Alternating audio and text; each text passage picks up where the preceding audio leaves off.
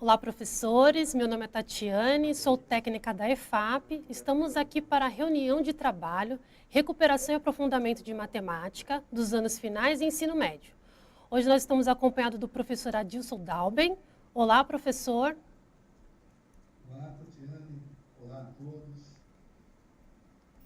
Obrigado, Tatiane. Muito bem, pessoal. Como já foi dito, meu nome é Adilson Dalben, né? Estou aqui tentando colaborar um pouco com esse trabalho dentro desse programa de recuperação e aprofundamento, né?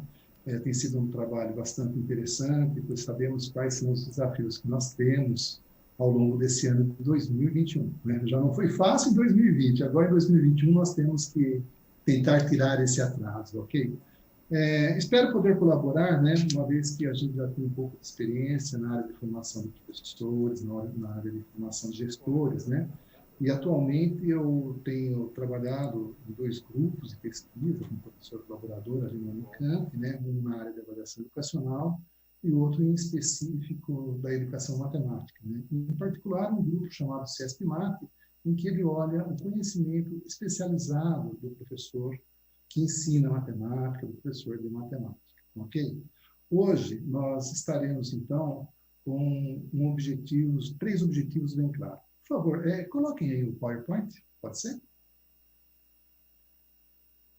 Muito bem, aí estão os nossos 3 objetivos, né? O primeiro deles é socializar, né, os procedimentos que nós vamos adotar aqui nas ATPCs, né, ao longo desse ano de 2021, né? Para isso, hoje, em específico, nós vamos apresentar os objetivos dessas pautas de formação, né? Quais são os nossos objetivos de formação vinculados a esta segunda sequência de atividades do material Aprender Sempre. Aprender Sempre. E, por último, o último objetivo seria combinar um pouco com vocês, nós estaremos trazendo aqui uma sugestão de como, após esses nossos encontros, vocês aí na escola, vocês com seus professores, coletivamente, possam pensar um pouco sobre tudo isso que nós estamos discutindo aqui hoje, né? Esperamos colaborar com alguns elementos, e aí, a partir daí, vocês desenvolverem todo o trabalho de planejamento, né, inerente à prática docente, ok? Vamos lá, então. Passo agora para a Tatiane, para passar para vocês alguns recados organizacionais que estão apresentados no próximo slide. Isso, obrigada, professora Adilson. Então, nós vamos falar sobre a semana B, né, de recuperação, como que ela vai funcionar. Então, por favor, o slide para os professores acompanharem, né? Então, na semana B, né, está proposto aí o início, né, o início, o término, e aonde que o professor vai acompanhar essas formações, né? Então, das 7 da manhã até as 8h30 da manhã, ela ficaria com a unidade, da escola, né?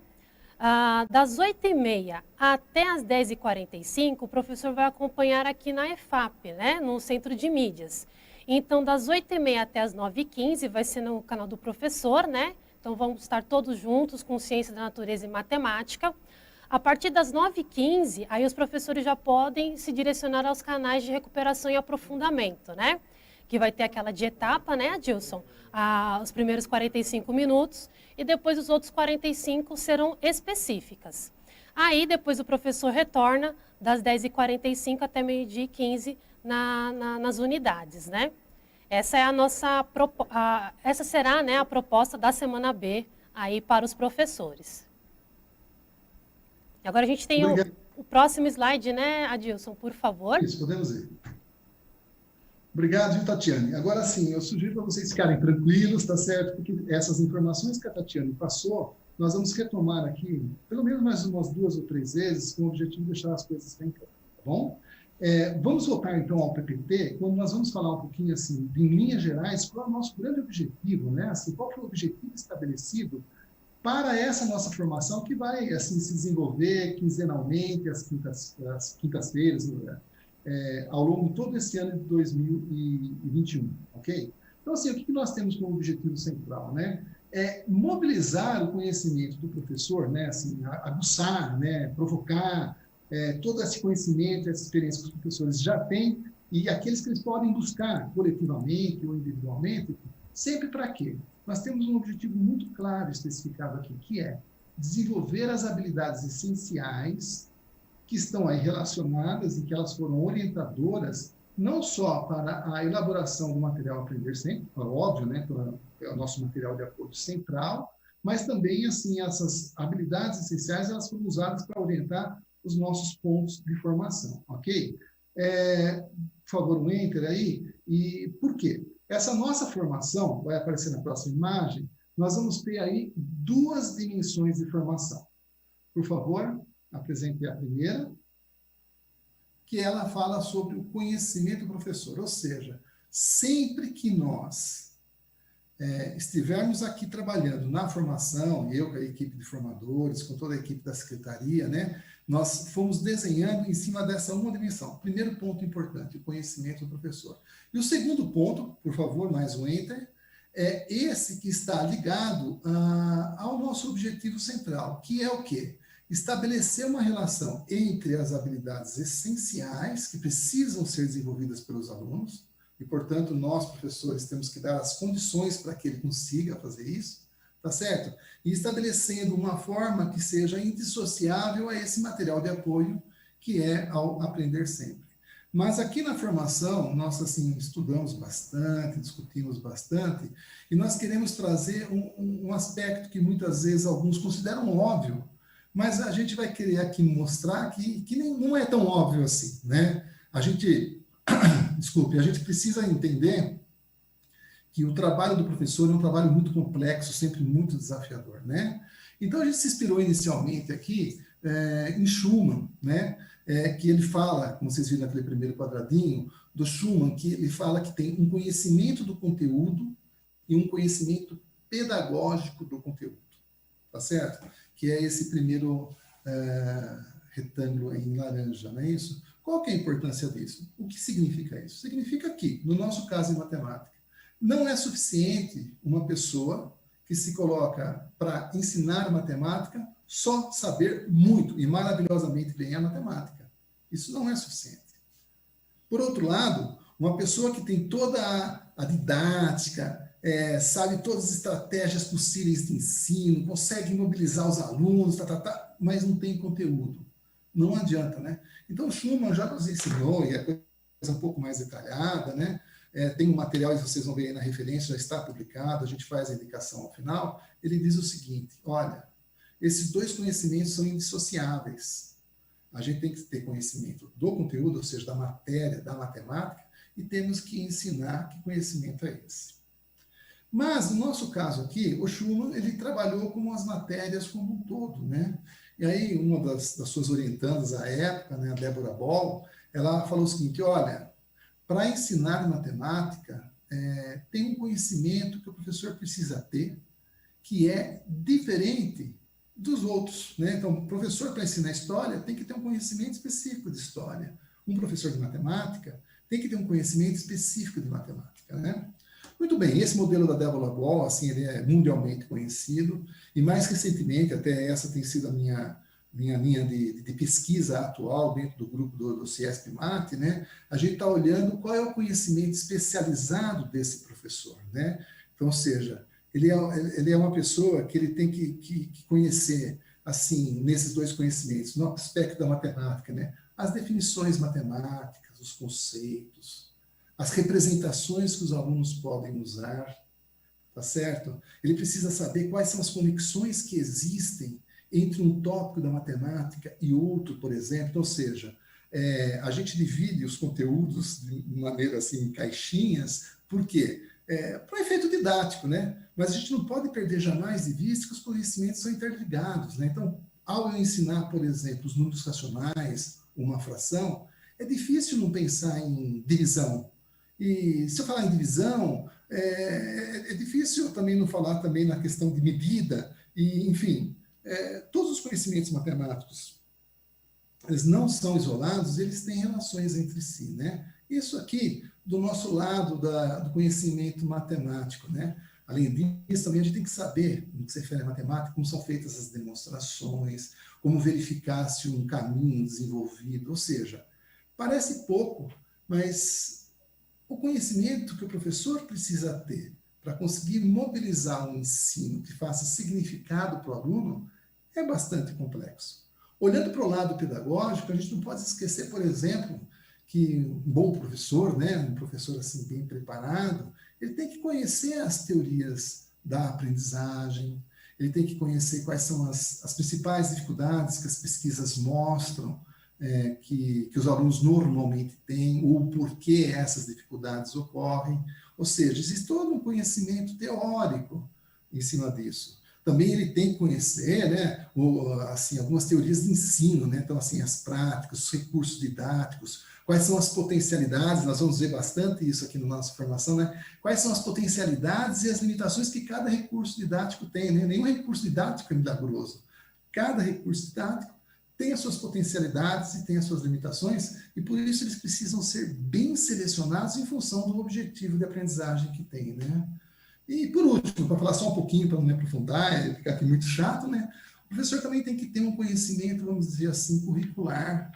Ele precisa saber, no próprio ano, o que ele tem que ensinar ao longo do ano, da série que ele trabalha, quais são os conteúdos que vieram antes, quais são os conteúdos que vão ter depois, quando ele vai ensinar agora, quais são os conhecimentos que o aluno precisa ter, ou então esse conhecimento que ele ensina hoje, por que vai ser importante nas coisas futuras. Vocês percebem? Isso não é simples. Além disso, né, as questões das avaliações externas, os documentos curriculares, ou seja, percebem? Só quis dar uma pincelada aqui, que tudo isso aqui nós vamos estar tratando paulatinamente, né? A cada formação nós vamos trazer um pouquinho, sempre associando um conhecimento pedagógico a um conhecimento específico da matemática que está sendo trabalhado em cada ano e série, ok? Por favor, voltemos ao slide. Próximo, por favor. Então, percebe, né? Tem uma concepção de matemática aqui, né? Percebe que o que nós queremos é um ensino que o aluno possa atribuir significado a esse conhecimento que ele está construindo na escola, e ao atribuir significado a esse conhecimento que ele constrói, o que ele faz na escola também passa a ter sentido, né? Então, essa é a nossa crença, a nossa vontade, essa esperança, né? Eu peço desculpas, porque isso não é um discurso novo, né? A gente já tem 100 anos escutando essa história aqui, né? Já vem até do final do século XIX um discurso dessa natureza, né? Então, percebam que o nosso grande desafio hoje é colocar todo esse conhecimento que já se tem em ação no âmbito da sala de aula. Então, essa é um objetivo assim bastante prepotente, eu peço desculpas por isso, mas assim, com essa pretensão a gente sonha com uma educação melhor. E como está escrito aí no slide, né, vocês podem observar, né? E para que serve a matemática? Fazer matemática é aplicar regras, é conhecer as coisas de cor, saber matemática, é dar resposta rápida e precisamente. Essa visão já nos é ultrapassada. O que a gente tem que olhar a matemática hoje? Ela é uma área de conhecimento, tem seus conhecimentos específicos, ela é uma linguagem, ela permite a gente interpretar melhor o mundo, modelar esse mundo através dos nossos símbolos matemáticos, por isso é uma linguagem. E para quê? Para a gente intervir sobre o mundo em busca de um mundo melhor, né? Então, percebam que quando a gente fala em matemática, ela não é isolada do nosso sonho do que vem a ser educação, e também não é isolada, em hipótese alguma, dessa sociedade que a gente quer construir, né? A longo tempo a gente ouve uma sociedade mais justa e igualitária. E a pandemia nos mostrou, né, sobretudo para nós aqui no país, infelizmente, as nossas desigualdades e o quanto a educação é importante, o quanto a escola é importante, o quanto o professor é importante para todos eles. Bem, mas como colocar esse sonho em ação? São essas etapas que nós estamos colocando aí no próprio slide. Por favor, podemos voltar, né? Temos papéis bem definidos, que é o dos estudantes. Um enter, por favor. Para essa matemática, nós temos que ver que o aluno tem que, numa matemática dessa natureza, ele tem que reconhecer as coisas, os problemas que ele tem, e ele tem que saber elaborar estratégias de solução, tá? A gente não tem a crença aqui de que tem que ser uma estratégia, essa estratégia tem que ser ensinada, o aluno não adquire essa aprendizagem. A gente tem a crença, né, aqui de quê? De que o aluno, ao criar a sua estratégia de solução, ele possa socializar com seus amigos E nessa socialização, nesse debate, percebam, a gente aprende a falar, a gente aprende a argumentar, a gente aprende a ter uma escuta atenta, a gente aprende a argumentar a partir do que o outro diz, reconhece a verdade do outro, e percebam que a minha verdade ela é minha e não necessariamente ela tem que ser a do outro. Então percebam que a matemática que nós olhamos aqui é uma matemática muito rica e ela não se restringe, ela serve efetivamente para a vida, né? E como se faz isso? Levantando hipóteses, representando de formas diferentes, testando essas questões, argumentando em defesa das suas ideias, sabendo acolher as ideias do outro, enfim. Essa é a nossa grande questão de que se vai, né, a nossa crença de que vai ser possível atribuir significado. E aí o próximo item nesse slide, de novo, vai ser o quê? O que cabe ao professor para conseguir fazer isso? Aquilo que a gente já sabe de longa data, né? É criar um ambiente na aula, efetivamente, que propicie essa oportunidade dos alunos vivenciarem isso. Então, esse aqui é o nosso sonho, e vamos um pouco além, né? Extremamente possível mesmo no ensino remoto, que está mediado aí pelas tecnologias educacionais, nós vamos citar isso um pouco mais à frente. Percebam que esse compartilhamento através de fotos das produções, de vídeos que os alunos produzem explicando seus argumentos, um professor falando assim, olha, vocês têm 30 segundos para gravar um vídeo e apresentar a sua solução. E o outro grupo, enfim, o outro grupo debate. Toda essa questão de debate, de discussão, é o que a gente está sonhando nas propostas que vocês virão aí ao longo do tempo da nossa formação de 2021, ok? Próximo slide, por favor. Como nós vamos colocar tudo isso em ação, né? Então, há uma proposta aqui da Secretaria Estadual de Educação dos roteiros formativos, né? Eu vou dedicar aí um tempo para explicar para vocês esse nosso primeiro contato, né? Pena que não tem uma interação, nós estamos fazendo isso por uma gravação, mas vamos tentar clarear um pouquinho. Quinzenalmente nós iremos nos encontrar com formações, né? Eu com vocês aqui, que são as pessoas que gerenciam, né, que cuidam do espaço de planejamento do professor, e os professores fazem as suas reuniões com os nossos formadores, tá certo? Discutindo sobre as atividades, sobre essas questões teóricas, né? Então, como está escrito ali no slide, né, o roteiro do eixo formativo, né, esse roteiro, ele é composto por eixos formativos que ocorrem a cada semana, a cada quinzena, desculpem. Numa quinzena, um eixo, na outra quinzena, outro eixo, e assim por diante. E o que nós esperamos com esses eixos formativos? São essas 4 itens que estão aí no slide, que deve aparecer agora, né? Vamos lá. Então, o primeiro objetivo, nosso aqui agora, é demonstrar as possibilidades das trilhas formativas que nós estaremos vivenciando ao longo do ano, né? E para isso, nós temos hoje uma vantagem, né? Até é um ponto de solução de uma crítica que surgiu no ano passado do processo que eu entendi, né? Nós temos professores que lecionam em diferentes anos, então hoje aqui a gente apresenta para vocês, né, coordenadores, professores coordenadores, quais são as temáticas, de forma que vocês possam mostrar para os seus professores antes, de maneira que eles escolham qual é a formação que ele quer assistir. Eu quero assistir do 7º ano e não do 2º ano do ensino médio e assim por diante, tá bom? Esse é uma segunda meta que nós temos com esses eixos formativos nessas conversas que nós estamos tendo aqui agora, né? Então, como sabem, a gente vai fazer essa conversa antes, uma semana antes da semana em que os professores receberão essa formação, ok? Um outro objetivo é oferecer as informações, como eu já disse, desculpe, as informações para que o professor que atua nos diferentes anos de série para saber o que ele quer efetivamente acompanhar, né? E em função do tema, em função do ano, em função dos desafios que ele tem, ele vai ter essa opção de escolher uma delas, né? E por último, a gente também, assim, desenha um pouquinho quais são as competências que a gente espera que o professor tenha construído, né? A gente sabe que a competência não se constrói em toque de mágica, né? É na interação, é na conversa, é no acerto, no erro, é na discussão sobre o erro, como eu posso melhorar, enfim. A gente vai dando as dicas de quais são as competências que a gente espera que os professores, nesse trabalho, possam construir, ok? ok?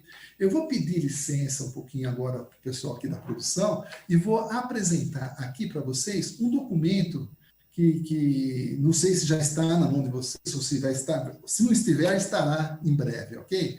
Esse é um documento que vocês poderão usar e compartilhar com seus professores, né? Então, está aqui, né? É um documento, assim, criado aí junto à Secretaria Estadual de Educação, né? Em que ele vai trazer aqui os roteiros formativos desse primeiro bimestre. A semana passada, no finalzinho de janeiro ali, né? Vocês tiveram uma noção geral no planejamento, já tratamos ali da primeira sequência de atividades do material Aprender Sempre, né?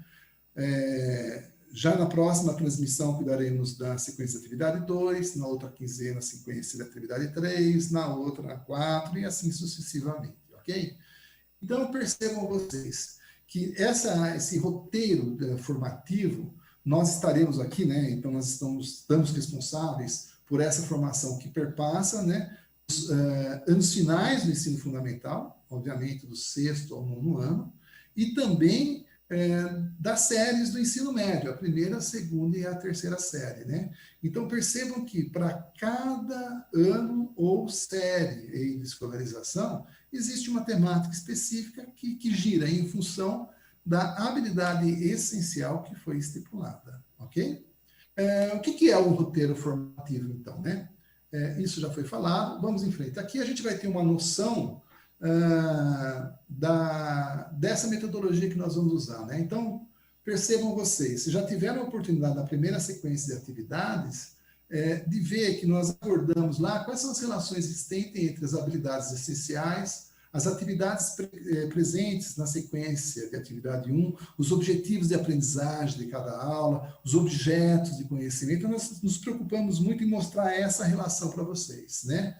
Nessa sequência de atividade 2, que na próxima semana os professores estarão imbuídos, eles estarão aí num trabalho em que vão poder fazer discernimento, né, fazer a diferenciação conceitual entre problemas e exercícios, né? Problemas visto como um recurso didático para o professor de matemática e a diferenciação de exercícios, né? Não vou me estender agora, mas existem caminhos diferentes. Problemas têm as suas características, têm as suas vantagens, mas têm as suas limitações.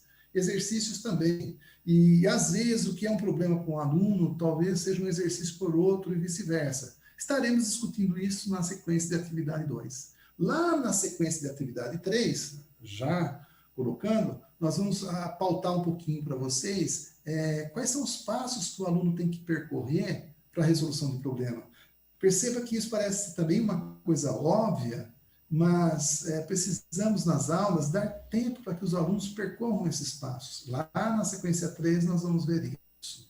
E, terminando esse primeiro bimestre, teremos aqui as técnicas para a melhor compreensão de problemas. Nós vamos discutir, através de alguns fundamentos teóricos, fundamentos práticos, como fazer esse envolvimento para você, ok? Então, percebo que, no fundo, aqui nós estamos trazendo, também não é uma novidade, já é de longa data conhecidas por nós estaremos olhando para a metodologia de resolução de problemas, visando um ensino de matemática diferenciado, né? Agora, é claro que ao longo dos outros 3 bimestres que teremos para frente, estaremos trazendo outras temáticas nesse processo.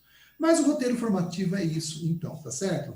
Para esse primeiro bimestre, nós estamos adotando essa temática geral, que é a resolução de problemas, a metodologia de resolução de problemas, e para cada uma das sequências das atividades, independentemente do ano que está, tá certo? Vai ser discutida essa temática, na outra semana essa e essa, ok? Eu queria destacar para vocês isso aqui. Eu acho que esse gráfico aqui ele é interessante, né? Esse documento tem longas páginas, eu não vou muito a ele, mas vou mostrar isso aqui que eu acho que é mais central, ok?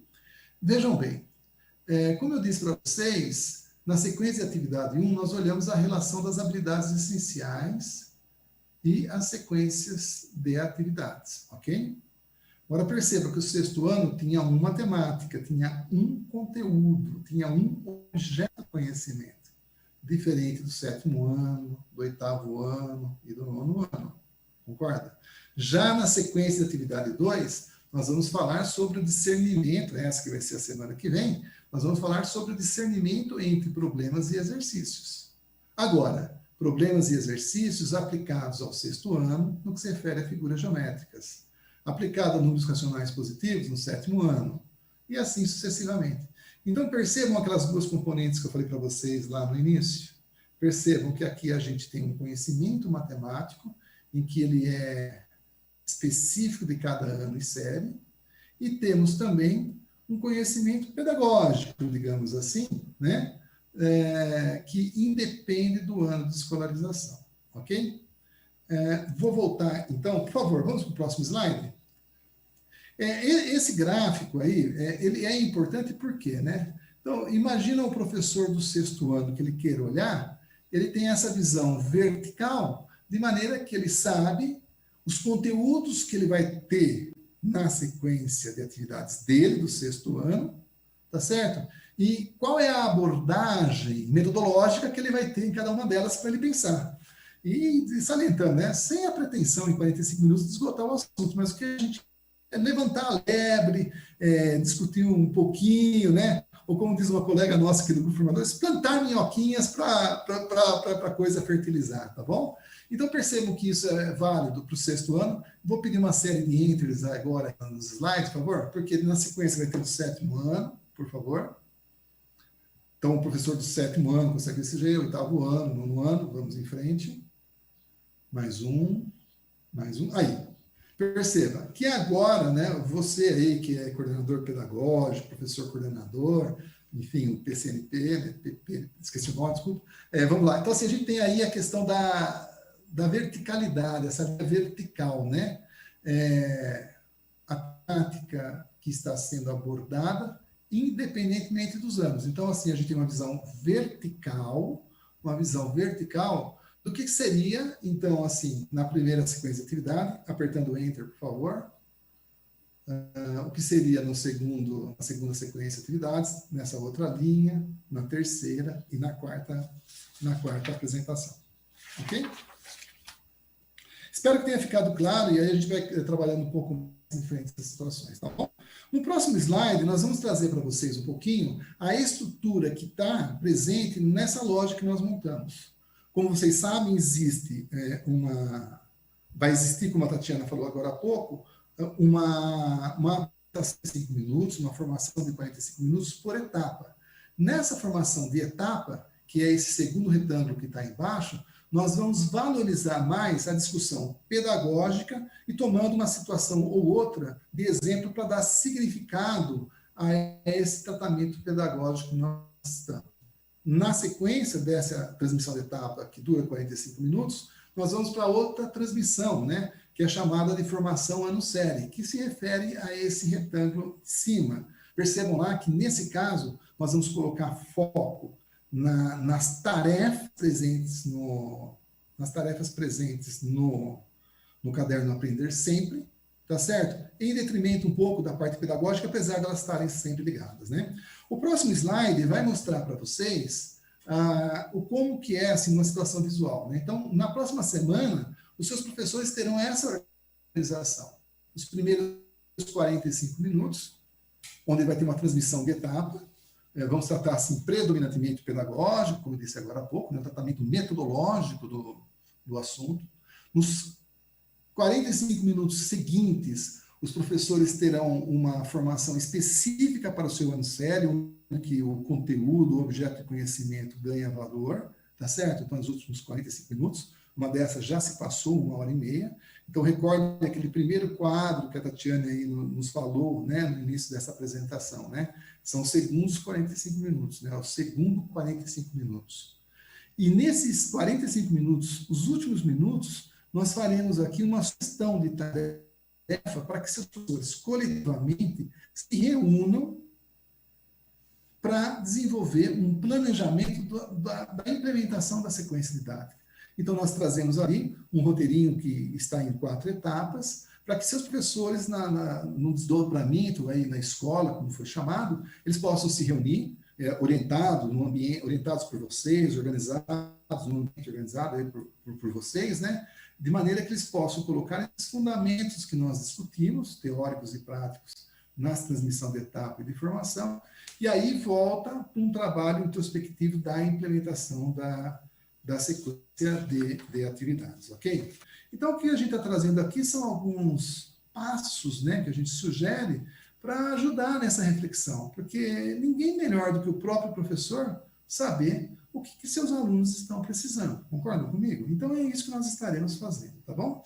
Eu vou mostrar para vocês no próximo slide quais são essas 4 etapas existentes, tá bom? Bom, são elas. Primeiro, análise da sequência de atividades com base no material Aprender Sempre. Isso não significa que outros materiais que estejam disponíveis na escola, que possam ser acessados na internet, que tenham na biblioteca, possam ser agregados. Isso aí depende do tempo que o professor tem e dos objetivos pedagógicos que ele vai definir, ok? Identificação das atividades da aprendizagem é o segundo passo, né? Por quê? Determinados conteúdos, como eu disse antes, lembra do conhecimento especializado, né? O professor que vai ensinar números racionais, ele sabe que, olha, normalmente os alunos têm dificuldade nisso por esse motivo, entendeu? Ele tem que buscar essas coisas todas. Vou falar mais detalhadamente à frente. Então, a segunda etapa é essa, né? Identificar as dificuldades de aprendizagem e quais são os conhecimentos que os alunos têm que são necessários para o desenvolvimento dessa segunda sequência de atividade, que é o que estará sendo trabalhado na próxima semana com os professores, para ser implementada na outra quinzena, né? Terceira etapa, planejamento da implementação. Aqui a coisa é a boa, né? Então, ou seja, até agora a gente levantou dados, né? Conhecendo o material, levando em contexto do aluno, ou seja, aquela história, né? O Schumann dizia, né? Qual é o conhecimento do aluno, qual é o conhecimento do material, né? E aí nós vamos para a terceira etapa que está aí desenhada, que é justamente essa, né? Que é o planejamento da implementação das atividades 2, para que as habilidades essenciais ali especificadas sejam desenvolvidas, ok? E vamos partir para a quarta etapa, né? Aqui é uma coisa que, particularmente, eu gosto muito, né? A definição de indicadores para que o professor reflita sobre o seu planejamento e depois sobre a sua aula, né? É muito difícil fazer isso, eu confesso para vocês, né? Então, nós estaremos aqui trazendo uma ideia para vocês de colocarmos focos, né?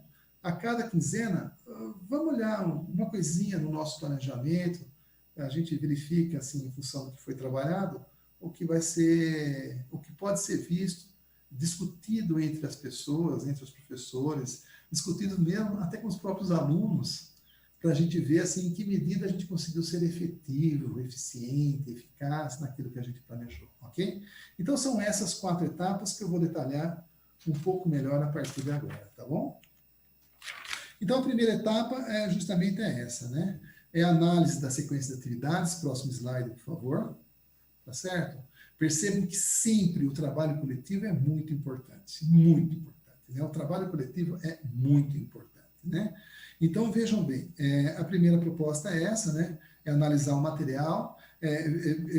Um enter, por favor, né? Verificar ali quais são as habilidades essenciais, quais são os objetivos de aprendizagem, quais são as atividades propostas, quais são as orientações metodológicas. Tudo isso está no caderno do professor, tudo anotado. Então, ou seja, o professor tem que tomar conhecimento disso daí. Próximo slide, por favor.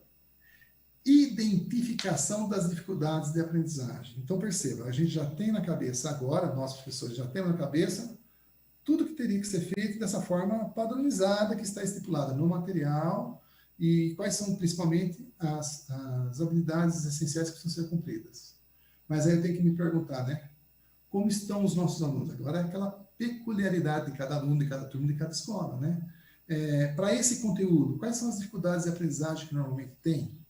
E quais são os conhecimentos que nossos alunos têm? Quais são os conhecimentos que nossos alunos não têm e precisariam ter para o bom desenvolvimento dessas tarefas? Então, percebam vocês que numa hora dessa, uma pesquisa na internet sobre artigos científicos é importante, pesquisar um pouco sobre a avaliação diagnóstica realizada, sobretudo aquelas que foram feitas em dezembro, olhar um pouco o resultado das avaliações externas, né? A Secretaria tem um site que mostra, numa sequência, creio que de 2002 a 2019, quais são as habilidades que estão mais restritas, né? Que não estão cumpridas, ou seja, o professor nessa segunda etapa, ele poderia mergulhar um pouquinho para identificar, assim, e dizer qual que é a minha realidade. Então, percebam que agora a gente já tem aonde a gente quer chegar, alguns instrumentos que nós temos. Nessa segunda etapa, nós nos apropriamos direitinho, assim, de qual é a minha realidade, qual é a realidade do aluno, qual é a realidade que eu, professor, vou ter que enfrentar.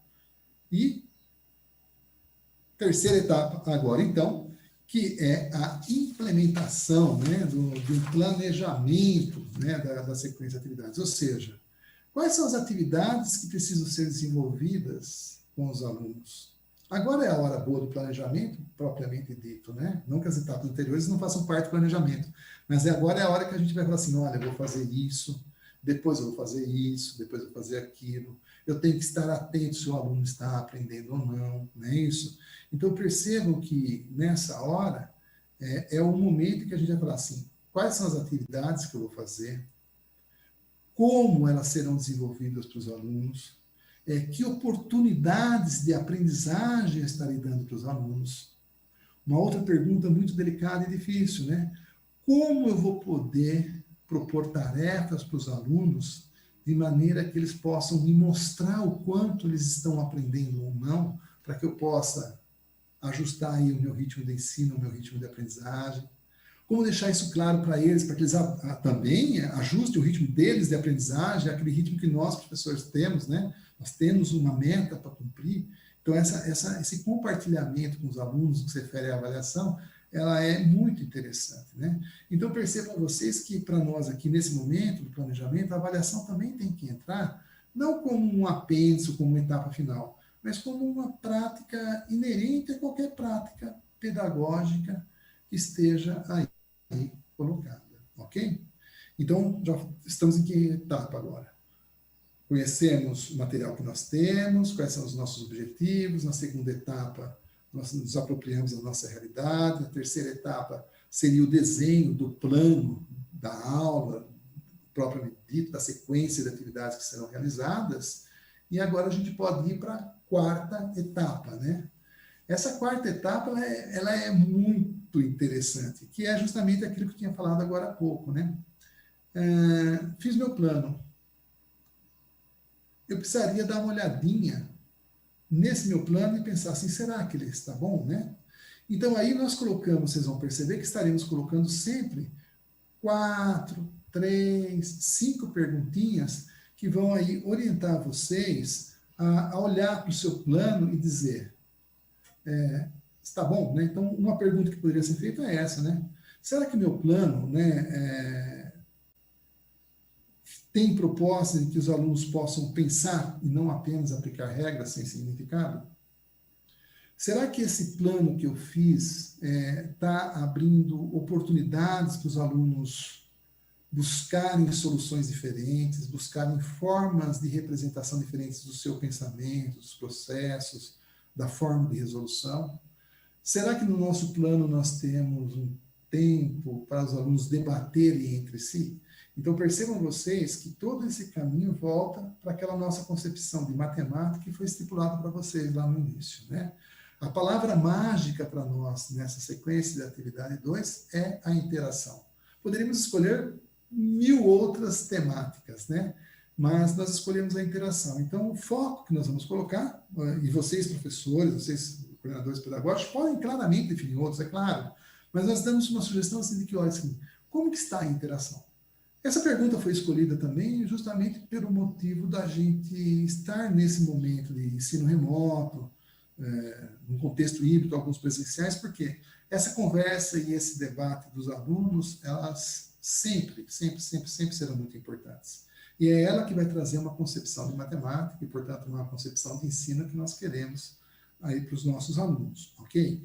Então, é simplesmente essas 4 etapas que poderão depois ser aplicadas e desenvolvidas na próxima 1h30 no desdobramento ali na escola dessa atividade formativa, ok? Eu peço desculpas, falei muito, né? Nessa primeira a gente fala, mas prometo que nas próximas a gente vai falar muito de novo, mas com certeza nós vamos colocar um foco mais específico, né? No próximo slide tem aí todo o referencial teórico que nós estamos usando, né? Eu sei que vocês não estão conseguindo enxergar agora, tá? Mas eu fiz questão de falar para vocês, por quê? Porque aí vocês vão poder encontrar algumas referências teóricas que nós estamos usando nesse projeto de formação e que vocês podem consultar, todos são acessíveis, tá certo? E, obviamente, vocês podem escolher outras, tá bom? Esse é o trabalho que nós estamos colocando e acredito que cada escola, nessa crença que vocês sabem, já perceberam que eu tenho, né? Que cada escola vai ter o seu ritmo, as suas potencialidades, os seus desejos, não é isso? Então, eu acredito que vocês podem consultar essa e trazer outras tantas que acharem necessárias, ok? Muito bem, para hoje nosso trabalho era esse. Eu queria muito, muito, muito agradecer a todos aqui pela oportunidade de estar aqui conversando com vocês. Agradeço muito a todos vocês por essa abertura de pelo menos me ouvir, né? E que reflitam, não precisam concordar com nada, pelo amor de Deus, né? Mas vamos conversar, né? Concordo com a Adilson, não concordo com a Adilson. Vamos discutir, vamos conversar sobre tudo isso, tá bom? Então, eu queria muito agradecer a todos aí por esse tempo que estivemos juntos. Agradecer especialmente a Tatiana, que tem tido uma paciência enorme comigo, me dando as orientações, e toda a equipe aqui do Centro Multimídias de São Paulo, tá bom? Pessoal, meu forte abraço a todos vocês. Espero que tudo dê certo na próxima quinzena, na próxima semana, quando estiverem falando com os professores, ok? E até daqui 15 dias. Um forte abraço. Obrigada, professor. Obrigada, professora Adilson. Só reforçando os horários, né? Nós temos 2 períodos, da manhã e da tarde. No período da manhã é das 9h15 até as 10h15, 10h45. E no período da tarde é ao vivo, tá? A gente colocou como reprise, mas é ao vivo também. Das 15h45 até as 17h15. Obrigada novamente e até a sequência de atividade 3.